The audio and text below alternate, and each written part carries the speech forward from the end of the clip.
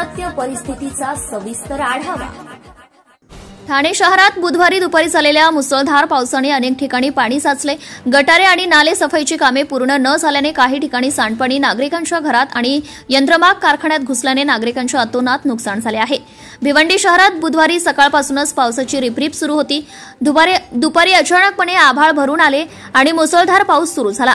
या पावसामुळे सखल भागात पाणी तुंबले तर गटारातील पाणी रस्त्यावर आले, त्यामुळे वाहन चालकांना वाहतुकीसाठी नाहक त्रास झाला आहे। तसेच कणेरी भागात हॉटेलमागे गटाराचे काम संथ गतीने सुरू होते। पावसाळ्यात पाणी तुंबू नये म्हणून नागरिकांनी तक्रारी केल्या होत्या, त्यामुळे हे काम अपूर्ण राहिले। या कामाकडे प्रभाग अधिकारी आणि संबंधित अभियंत्याचे लक्ष नसल्याने ठेकेदाराने या बाजूने जाणाऱ्या पाण्याचा प्रवाह दुसरीकडे वळवल्याची माहिती परिसरातील नागरिकांनी दिली आहे। या गटाराचे सांडपाणी आणि डाईंगचे पाणी 20 ते 25 घरात आणि यंत्रमाग कारखान्यात घुसले आहे, त्यामुळे नागरिकांचे आणि व्यावसायिकांचे अतोनात नुकसान झाले।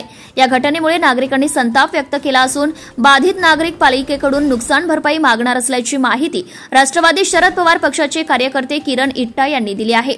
तसेच भिवंडी कल्याण मार्गावरील रांजणोली नाका येथे सखल भागात रस्त्यावर पाणी साचल्याने काही वेळ वाहतूक कोंडी झाली होती। हे पाणी साचल्याने मुंबई नाशिक मार्गावर धावणाऱ्या गाड्या देखील या कोंडीमुळे खोळंबल्या होत्या, तर शहरातील अनेक भागातील सखल भागात पाणी साचल्याने वाहन चालकांसह पादचाऱ्यांनाही वाट काढताना चांगलीच कसरत करावी लागल्याचं पाहायला मिळाले।